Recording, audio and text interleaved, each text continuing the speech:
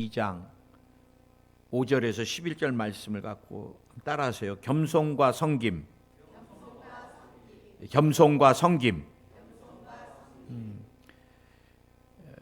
빌립보서 2장 5절에서 11절 말씀이 제가 볼 때는 어느 성경 구절보다 우리 예수님의 삶과 인격이나 또 하나님과의 모든 관계, 그분이 어떤 분이신가, 이 짧은 구절 안에 압축해서 제일 잘 우리에게 표현해주고 묘사하고 있는 것 같아요. 빌립보서 2장 5절에서 11절 말씀을 한 절로 압축하면 또 우리 예수님을 어떤 분이신가 하면은 겸손. 근데 이제 여러분, 오늘은 겸손에 대해서인데, 겸손은 항상 뭐랑 다녀요? 섬김과 같이 다닙니다. 겸손이. 그래서 우리 예수님께서 이 땅에 인간으로 오신, 그래서 거룩한 육신을 입고 오셨다 그래서 우리는 성육신 사건이라 그러는데, 주님이 이 땅에 오신 사건 너무 소중하잖아요. 인류의 구원을 위하여. 여러분, 모든 왕들은 왕궁에서 나잖아요. 그런데 우리 예수님, 인류의 만유의 왕이시고 주인이신 우리 주님은 어디로요? 마국간으로 오셨다는 거예요. 마국간으로. 오신 자리부터가 정말 내려오심이고 또 겸손이고 섬김의 자리입니다. 이처럼 겸손은 우리 예수님의 가장 중요한 성품 중에 하나입니다. 성 어거스틴은 기독교인의 덕성은 첫째도 겸손, 둘째도 겸손, 셋째도 겸손이라고 하였습니다. 저는 오늘 여러분과 함께 빌립보서 2장 5절에서 11절 말씀을 가지고 겸손이라는 단어 하나를 오늘 압축해서 한번 좀 살펴보려고 그래요. 첫째, 이 겸손의 개념은 어떤 것인가, 무엇일까? 이 겸손은 사전에서 이렇게 정의하기를 남을 존중하고 자기를 내세우지 않는 태도다라고 정의하고 있습니다. 다른 사람에 대해서 항상 존중하고 귀하게 대하는 태도인 거예요. 우리 예수님이 그 당시에 어린아이들에 대해서, 우리 유교 사상도 마찬가지잖아요. 장유유서를 따지다 보니까 아이들이 똑똑한 말해도 이놈 건방지게 아는 척하고 이러잖아요. 예수님 당시에도 여자나 아이들에 대해서 굉장히 이렇게 무시하고 천하게 봤잖아요. 그러나 주님이 어린아이들을 얼마나 인격적으로 대하세요. 여러분, 우리가 다른 사람을 귀하게 인격적으로 또 존중해 주는 것, 그것이 굉장히 중요해요. 우리가 겸손과 함께, 겸손인 것 같지만 아닌 것들이 있습니다. 그게 뭐예요? 겸손과 우리가 이제 굴복을 한번 봐봐야 됩니다. 굴복은 어떤 게 굴복인가? 머리를 숙이고 꿇어 엎드림이 이 굴복이에요. 이건 언제 하는 거예요? 힘이 모자라서 복종하는 태도입니다. 강제성입니다. 강제성. 이런 거는 우리 언제 많이 봐요? 이 사극에서 적군이 성을 치고 함락하면 거기에 있는 장수나 왕들을 무릎 꿇혀놓고 그 항복한 모습이잖아요. 이건 강제성이고 수동적인 거. 그냥 내가 하고 싶지 않지만 상대방의 힘이 더 강하기 때문에 어쩔 수 없이 하는 것이 굴복입니다. 굴복. 여러분, 교회 이름 굴복하면 안 될 것 같아요. 목사님이 얘기하니까 그냥 나 그거 진짜 싫은데 이러면 안 돼. 부부간에도 굴복하지 마세요. 겸손은 필요하지만 이거는 강제성을 가지고, 저는 정말 인격이 중요하잖아요. 나는 늘 여러분에게 말씀드렸지만 지금도 우리 아이들에게 비인격적으로 하지 않아요. 잘못했으면 아빠의 마음을 전달하고, 그 다음에 그 아이가 아빠 잘못했습니다. 그럼 오케이예요. 그걸 막 강제로 이놈아 이리 와가서 무릎 꿇어. 그럼 너 이거 다시 할 거야 안 할 거야? 그렇게 수치를 주진 않아요. 그 다음에 두 번째 우리가 좀 살펴봐야 될 게 큰 1번에서 이제 계속 우리가 살펴보고 있습니다. 겸손과 뭐를 봐야 돼요? 열등감을 봐야 됩니다. 열등감. 열등감은 자기 자신의 잘못된 이 자화상이거든요. 낮은 자존감. 현대인들이 굉장히 낮은 자존감을 가지고 살아갑니다. 특히 어떤 열등감이 많아요? 상대적인 열등감이 많아요. 여러분, 열등감은 삶에 파괴적인 영향을 미치는 것이고 대인관계에 많은 장애를 일으킵니다. 그리고 자신이 갖고 있는 잠재력을 보지 못합니다. 1달란트 받은 사람은 2달란트, 5달란트 받은 사람과 비교하니까 주인이 겨우 나한테 1달란트, 이것도 어마어마한 액수거든요. 그러니까 어떻게 해요? 땅에 묻어놔 버리는 거예요. 나와 여러분 다른 거 자꾸 비교하고 내가 갖고 있는 것을 발견하지 못하면 나는 하나님 주신 것들을 다 사장하고 사는 것입니다. 주님이 제게 은사를 부릴 듯 쓰라고 말씀하시면서 최근에는 여러분 하나님의 은사를 갖고 있으면 얼마나 소중해요. 소중한 거예요. 내가 포항에 있든 아프리카에 있든 어디에 있든 한 2주 사이에 2주 사이에 어마어마하게 많은 환우분들이 또 어떻게 몰려오셨어. 예전에 같으면 내가 이해하고 아프고 힘들고 막 그래서 기도해드리는 분들을 좀 제한하고 막 그랬는데 요즘은 막 전부 말기암으로 의뢰가 들어오거나 다 전이 돼서 들어오니까 내가 이렇게 힘들어 갖고요 뭐 이런 얘기는 사치스러운 것 같더라고. 제가 기도가요 이것도 사치스럽고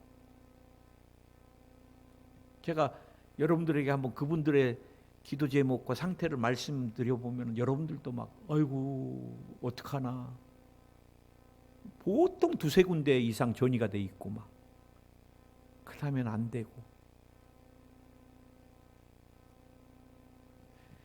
그래 내가 주님께 그래요. 주님 그냥 다 붙여주세요.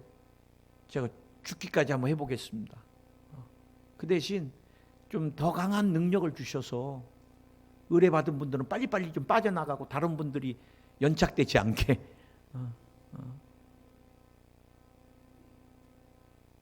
여러분 내가 갖고 있는 것들을 자꾸 발견해야 되는데 자꾸 상대적인 열등감이나 비교의식에 사로잡혀 있으면 자꾸 원망불평하면서 하나님 주신 것들을 다 사장시키고 말아요. 그 대표적인 열등감의 사람이 누구예요? 성경의 사울입니다. 사울. 그는 왕이 됐는데도 누구랑 비교해요? 이새의 아들 목동 다윗과 비교하면서 사울은 천천 다윗은 만만이다. 이 말 한마디 이 문장 한마디에 그 인생이 다 바뀌어버렸습니다. 그래?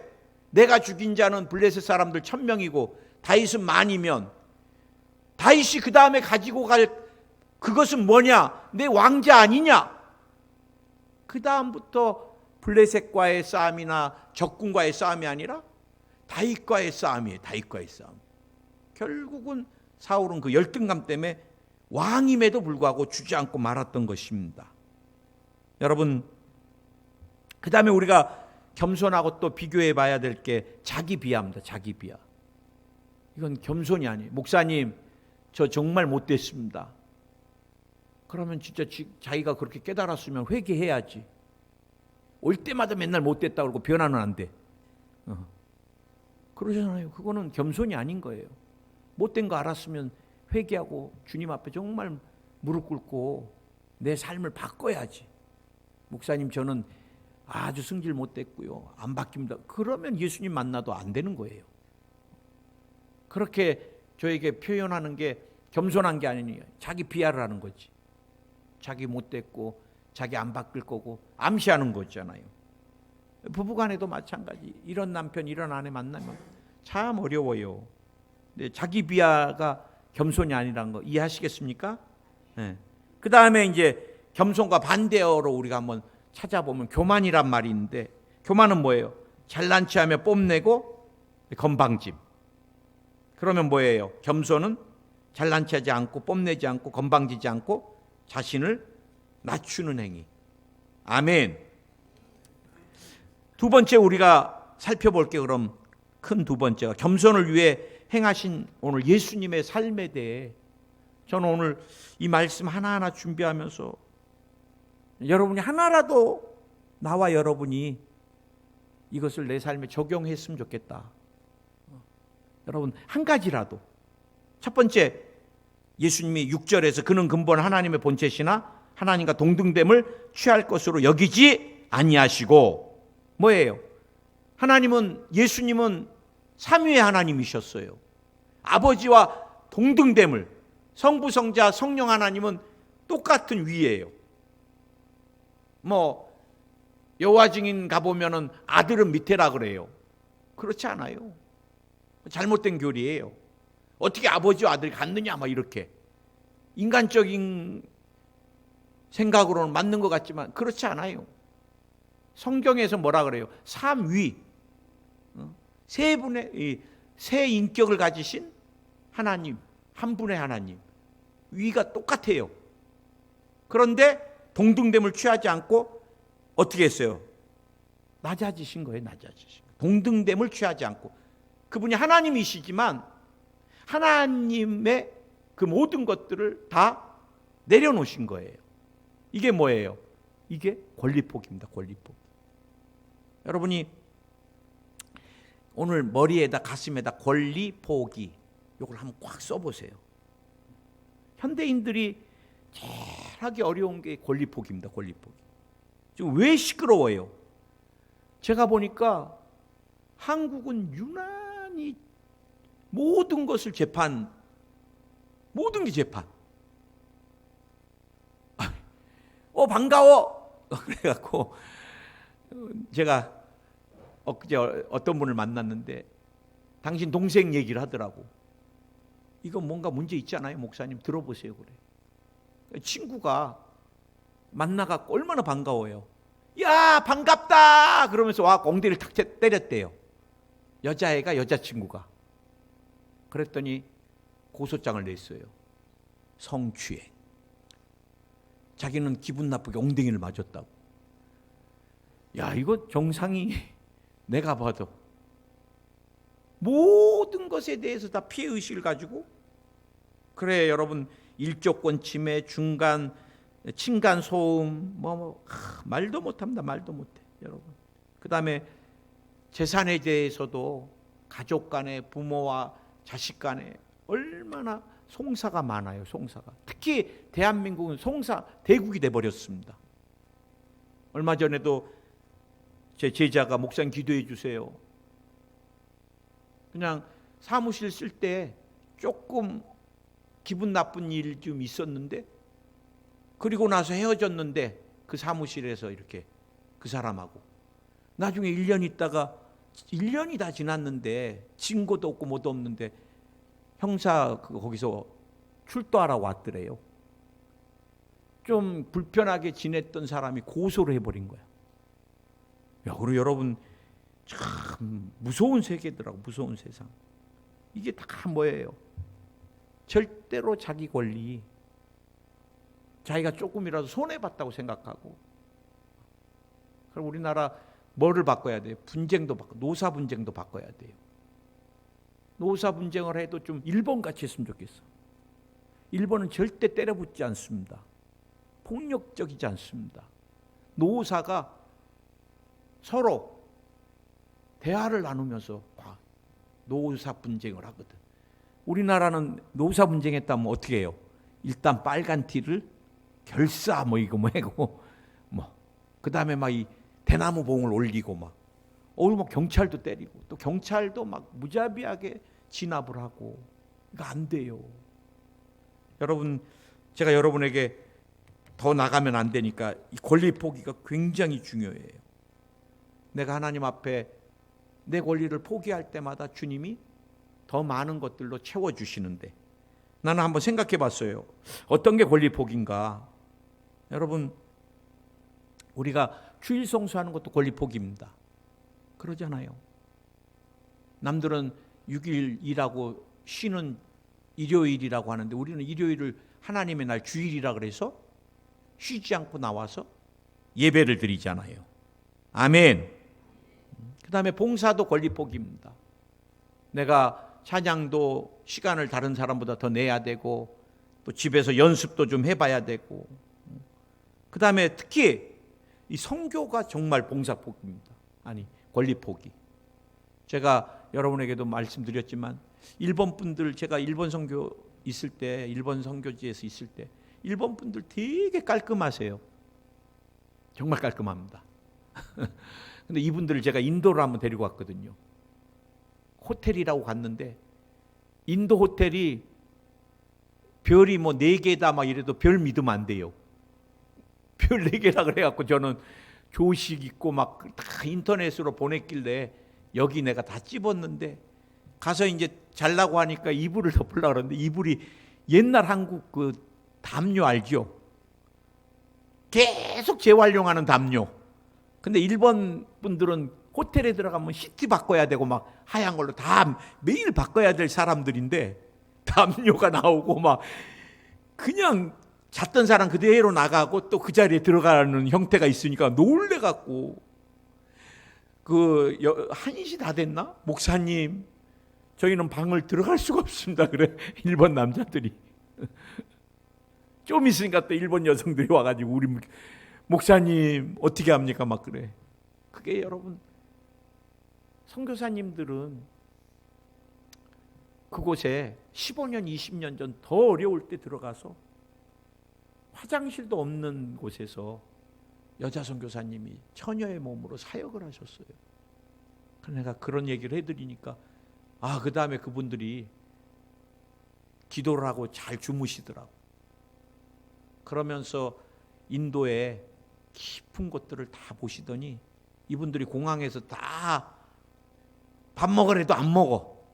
그리고 난 배부른가 보다 했더니 전부 밥값도 아끼고, 그래갖고 남은 인도 돈을, 남은 것들을, 선교 비용을 전부 걷어갖고 저한테 갖고 왔어요. 목사님, 인도 선교로 이거 써주세요. 그러면서 한 분이 그러시더라고. 그때 시로빈 선교 회장인 남성분이, 목사님, 저는 이번에 와서 한 컵의 눈물을 흘렸습니다. 그러더라. 인도의 선교사님이나 그 다음에 성도들의 삶을 보면서, 정말 동물을 키우는 우리간 같은 곳이 집이고, 거기에 십자가를 세워서 그것을 교회로. 여러분, 우리가 드려지는 헌물도 권리 포기인 거예요. 내가 먹고 싶은 거, 입고 싶은 거, 그거 다 하나님 앞에 내세를 향해 쓰는 거잖아요. 드려지고 심는 것이고. 저는 우리 성도들에게 권위주의로 나가지 않는 게 권리 포기라고 늘 생각해요. 저는 감사한 게, 대학생들하고 오래 있으니까 뭐 목에 힘주고 뭐 이런 것들은 별로 없어요. 그러나 다른 교회에 우리 가보거나, 그 다음에 다른 지방에 좀 제가 어르신들하고 하면, 정말 어렵습니다. 말 한마디 해도 목회자는 그렇게 하는 게 아닙니다. 그러고, 나 오늘 죄송합니다만 조금 내가 몸이 좀 그래가지고 외투를 입고 강대상에 올라왔는데, 외투 벗어났는데, 어떤 목사님이 추워가지고 좀 잠깐 외투 입고 올라왔더니, 연세 드신 목사님이, 성의 외에는 외투를 입고 강단을 오르는 것은 아닙니다. 딱 이렇게 또, 그분 잠깐 기도 좀 하고 내려가셨는데, 그래, 우리가 뭐 하나에 딱 고정돼 있거나 이것을 딱 기준을 잡으면 굉장히 어려워져요. 여러분, 우리가 하나님 앞에 주님 뵈면은 다 연약한 존재잖아요. 내세울 것도 없고, 또 이곳에서 내가 아둥바둥하는 거 아무것도 갖고 갈 것도 없습니다. 내가 미리미리 주님 앞에 시간도 마음도 몸도 물질도 생명도, 난 생명까지 내 것이 아닙니다. 저는 지금도 권리 포기 못한 게 여러분 정말 죄송하지만 두 아들에 대한 권리 포기를 잘 못해요. 지금도 우리 아이들을 애기같이 자꾸 품 안으로 자꾸 걷어들이려고 그래요. 그런데 그것도 제가 내려놔야 돼. 하나님, 아이들의 미래도 하나님 손에 있습니다. 나는 청직입니다. 다 주님 앞에 맡기는 것. 권리 포기고. 교회에서 제일 큰 권리 포기가 뭐예요? 예수님이 비유를 들었잖아요. 양이 털 깎는 목자 앞에서 잠잠한 같이 예수님이 십자가를 지시고 막 억울하다 말씀 안 하셨어요. 예수님 뭐 하셨어요? 침묵하셨습니다. 침묵. 내가 말하고 싶고, 내가 지적해주고 싶고, 내가 따지고 싶고, 아니라고 하고 싶어도 내가 권리 포기를 하면 침묵하는 것입니다. 침묵. 아멘. 큰 두 번째 중에서 이제 권리 포기가 하나 있고, 그 다음에 우리 주님이 자기를 비우사, 오히려 7절에서 오히려 자기를 비워.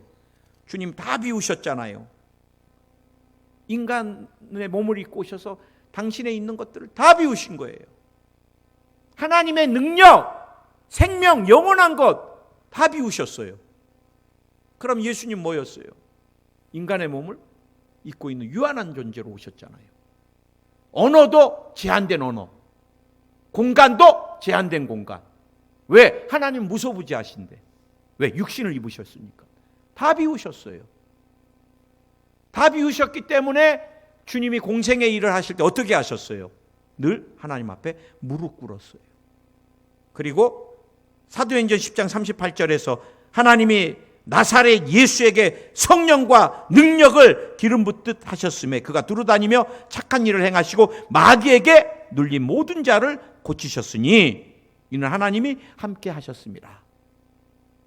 당신의 신성 갖고 계셨더라면 귀신을, 성령을 안 받으셔도, 하나님께 기도 안 하셔도 쫓았을 거예요.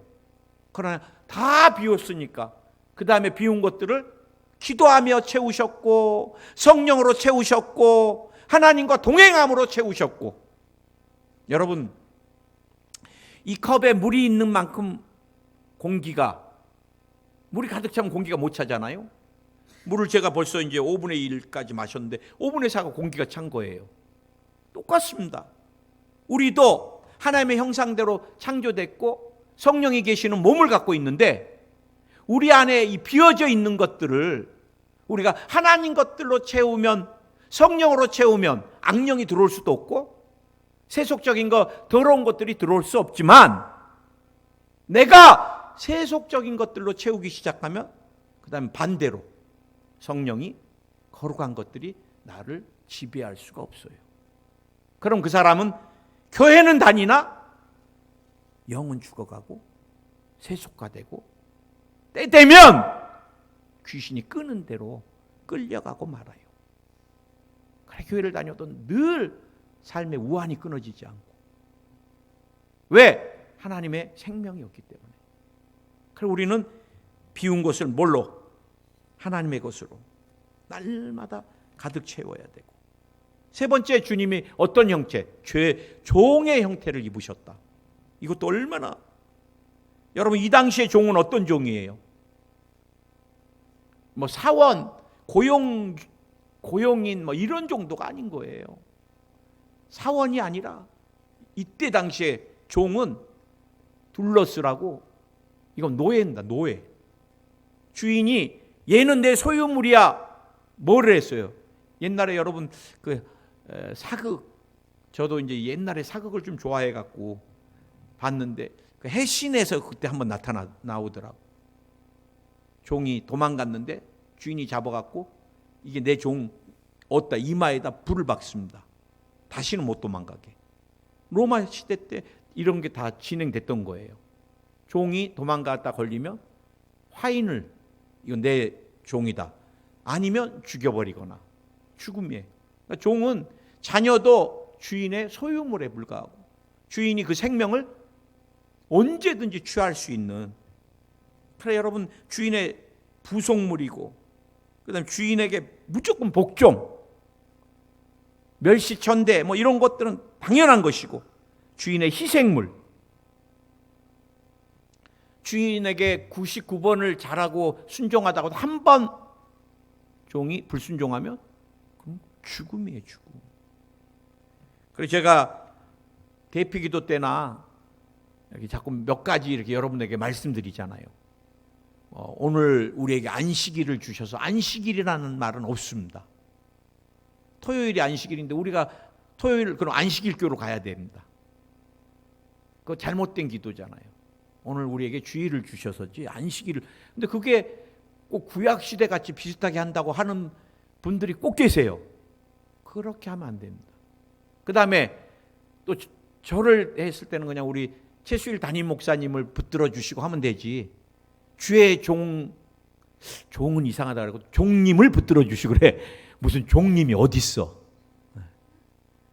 그래서 여러분 그런 단어도 안 쓰시는 게 좋아요, 사실은. 왜? 죽기까지 그냥 무조건 복종한다는 것들이니까. 그래서 주의 사자라든지 아니면 주의 하나님이 세우신 우리 담임 목사님을 붙들어 주시고 이렇게 하시는 게 좋다는 것이죠. 그래서 여러분 종의 형태까지 우리 주님이, 그리고 그 다음에 사람의 모양으로 나타나셨으며 당신을 끝까지 어디까지 사람의 모습으로 종의 형태로 낮추시고 그 다음에 예수님이 어디까지 죽기까지 복종하셨다는 거예요. 복종. 누구에게? 아버지에게. 나는 하나님이 이렇게 권리를 포기하시고 비우시고 그 다음에 종의 형태를 다 취하시고 낮아주시고 그 다음에 죽기까지 복종하시고, 나와 여러분의 삶에 이런 예수님의 겸손의 모습이 있기를 예수님의 이름으로 축원을 드립니다. 크게 한번 아멘 하시기 바랍니다. 아멘. 아멘. 제가 힘들 때마다 우리 선교사님들 이렇게 동영상을 제작한 유튜브들이 많습니다.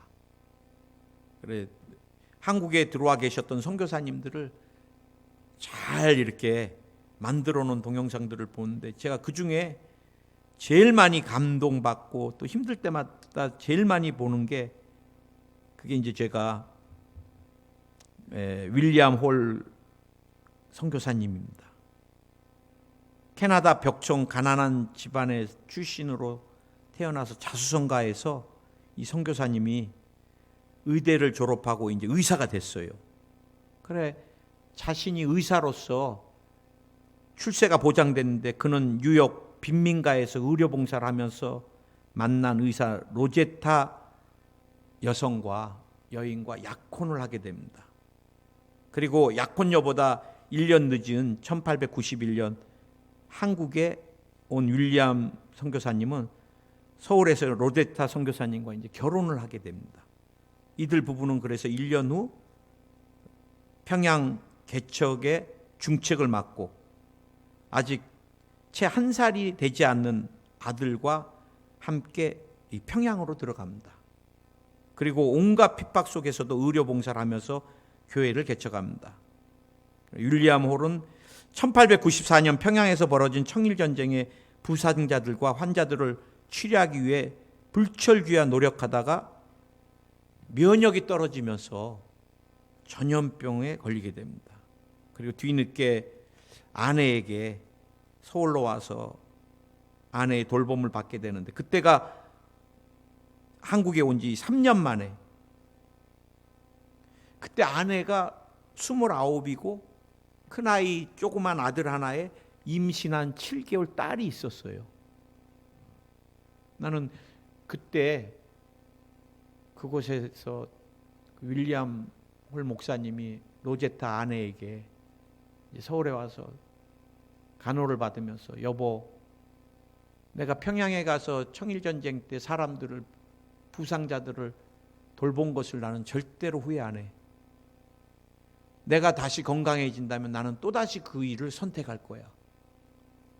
그러면서 여보, 내가 그곳에 가서 그들을 돌봤던 것에 대해서 당신 후회하지 말아달라고. 그러고 순교를 하고 세상을 떠납니다. 그래, 이 로제타 홀 이 선교사님 여자분이 조그만 아들 하나에다가 이제 딸 아이를 낳잖아요. 너무 힘드니까 1년간 미국에 갔다가 다시 한국을 잊지 못하고 돌아와서 두 아이를 양육하는데, 그때 제가 많이 울었던 게 딸 아이도 열병을 앓기 시작하는 거예요. 그러면서 로제타 홀 선교사님이 글을 쓰기 시작하는데, 내 앞에 제잘거리는 천사가 내 곁을 떠날 것 같다. 그 죽음을 임박해서 막 그 글들을 쓰는데 눈물로. 저 같으면은 한국에 와갖고 그때 얼마나 힘들 때였는데 모든 것들을 다 포기하고 의사로서 성공할 수 있는 모든 것들을 다 포기하고 한국의 영혼들을 위하여 남편도 죽고 딸도 죽고, 그럼에도 한국을 떠나지 못해요. 결국 그 아들이 또 의사가 돼서, 캐나다 쪽에서 또 의사가 돼서 그 부인과 함께 다시 한국 땅을 들어와서 부모님이 하셨던 그 사역을 그대로 이어가다가, 나중에는 일본인 순사들이 막 간첩으로, 왜? 한국 사람들 위해 너무 희생하니까, 보기 싫으니까 감옥에 가두고 어마어마한 고문을 당하고 풀려나서 그 다음에 일본으로 갔다가 인도로 가서 결핵 환자들을 위해서 사역을 하다가 결국은 다시 한국을 찾게 됩니다. 여러분, 저는 이 선교사님의 배를 이은 삶을 보면서 여기 안에 예수님의 모습이 참 많이 보이더라고요. 의사로서 권리 포기, 의사로서 낮아짐, 그리고 힘들고 어려운데도 주님 앞에 어떤 것도 변명하거나 소원하다고 하지 않는 침묵, 그리고 한국 사람들을 어떻게 해요? 정말 종의 모습으로 섬깁니다.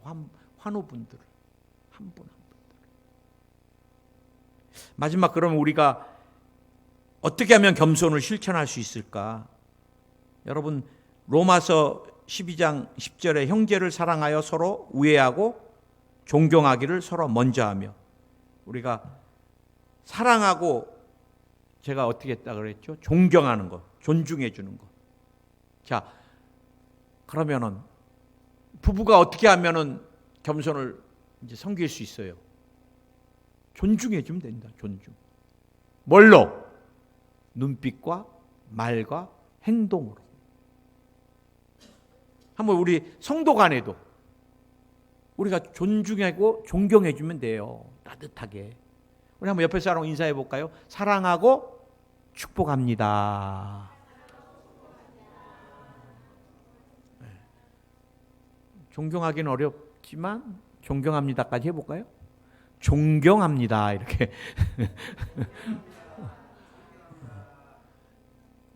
좀 부부간에 갈등이 있으면 그냥 요 말씀 꼭 기억하고, 사랑하고 축복합니다, 존경합니다, 이렇게. 저는 이제 우리 아내에게 제 이름을 좀 개명했습니다. 최온유로. 그래서 우리 아내가 또 최온유 씨 이렇게 부릅니다. 그러면서 늘 제가 여보, 평생 나는 당신한테 화내는 일은 없습니다, 이렇게 자꾸 입으로 시인하는 거예요. 자꾸 입으로 시인하고 그렇게 행동하는 것입니다. 로마서 12장 16절에 서로 마음을 같이하며 높은 데 마음을 두지 말고 도리어 낮은 데 처하며 스스로 지혜 있는 채 말라. 교회에서는 아는 채 많이 안 하면 돼요. 조용하게. 그러면은 저분의 신앙이 어느 정도다, 그 성도들이 다 알아요. 말 안 해도, 내가 뭐 이런 사람이다 안 해도 저분은 어떻다 저떻다 한 6개월 1년만 지나면 다 알아요. 제가 막 저는요 이런 목사고요. 뭐 센다이에서 뭐 사우디에서 막 그런 얘기 안 해도 돼요. 여러분이 저 말하기도 전에 제가 어떤 사람인지 다 알아요. 뭐 굿해요. 그래서 늘 우리가 주님 앞에 남을 좀 자꾸 세워주고, 아멘, 칭찬해주고, 교회에서뿐만 아니라 집에 가서도 부모님을 자꾸 세워주세요. 나를 위해 평생을 희생하고 헌신했잖아요. 부모님이 계시는 것만으로도 감사해요. 저도 우리 부모님이 다 안 계시니까 이제 장모님 한 분 남으셨어요. 그래 장모님한테 조금이라도 더 잘해드리려고 그래요. 제 마음에 해드릴 수 있는 범위에서. 그래 우리 장모님이 되게 좋아해요 저를. 저만 가면 안수를 받으려고 그러세요. 그래 너무 힘들 때는 그냥 이번에도 식사할 때 또 안수까지 그래서 그냥 식기도 때 병마야 떠나가라 막 이랬더니 우리 장모님이 또 하시는 말이 아니 무슨 식기도에 신유기도가 들어가? 또 그러시더라.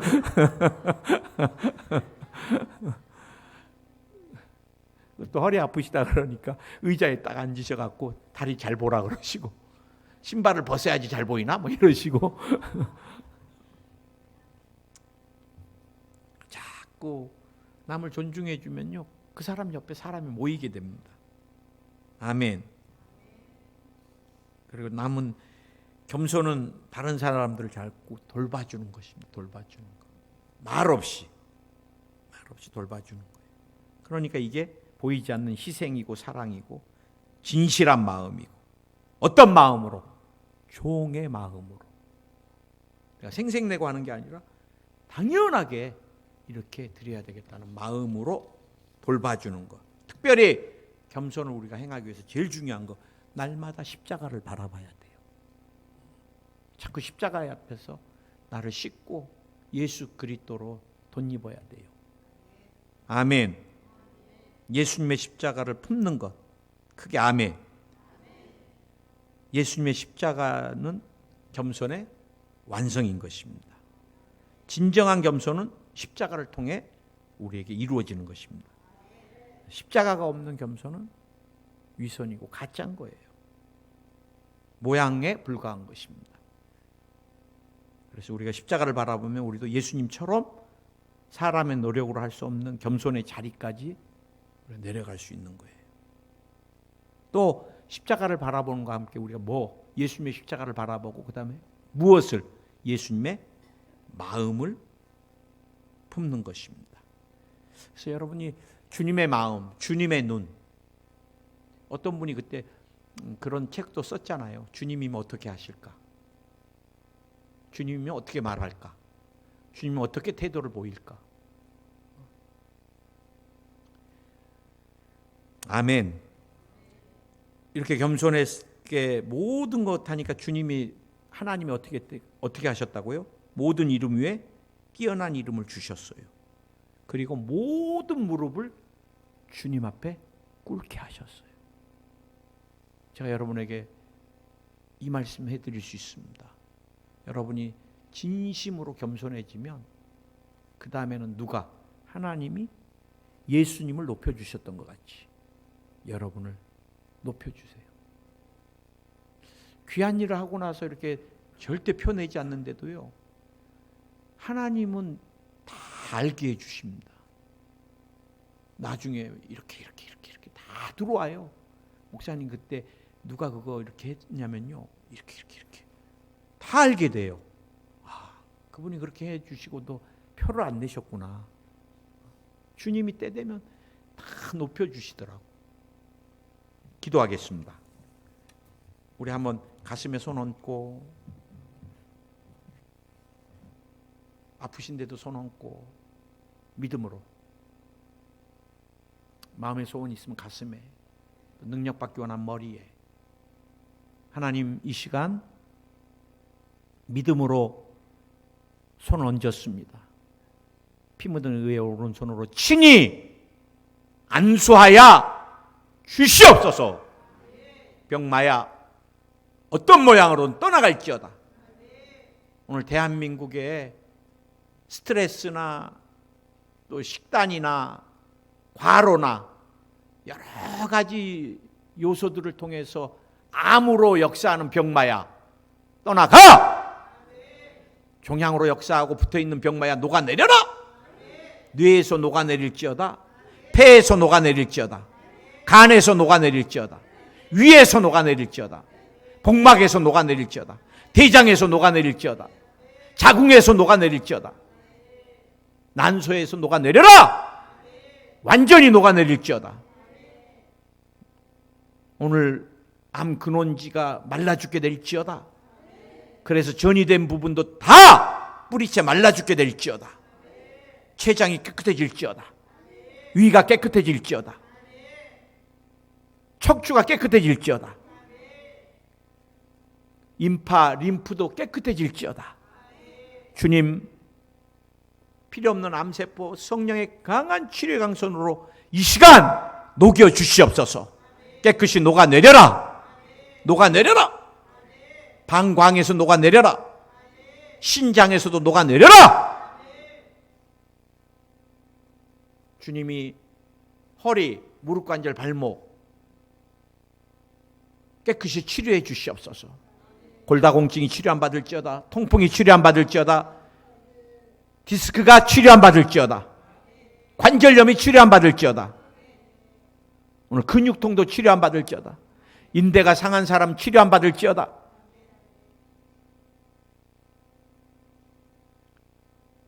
시각, 청각, 후각, 미각 오늘 회복시켜 주시옵소서. 백내장, 녹내장이 벗겨질지어다. 황반변성이 다 사라질지어다. 고막의 기능이 회복될지어다. 비염, 천식이 떠나가라. 유전되는 질병이 치료 안 받을지어다. 오늘 두통이 치료 안 받을지어다. 불면증이 치료 안 받을지어다. 빈혈이 치료 안 받을지어다. 이석, 이명 떠나가라. 예수의 이름으로 떠나갈지어다. 오늘 피부와 관련된 질병들이 치료 안 받을지어다. 습진, 아토피, 건선, 알러지 예수의 이름으로 다 치료 안 받을지어다. 탈모가 치료 안 받을지어다. 수전증도 다한증도 다 치료 안 받을지어다. 오늘 소변이 힘든 사람 방광도 치료해 주시고 전립선도 치료해 주시고 완전하게 회복시켜 주시옵소서. 오늘 몸에서 출혈이 어떤 모양으로든 다 멈추게 될지어다. 저녁마다 악몽을 꾸고 시달리는 사람 오늘 주님이 깨끗이 치료해 주셨습니다.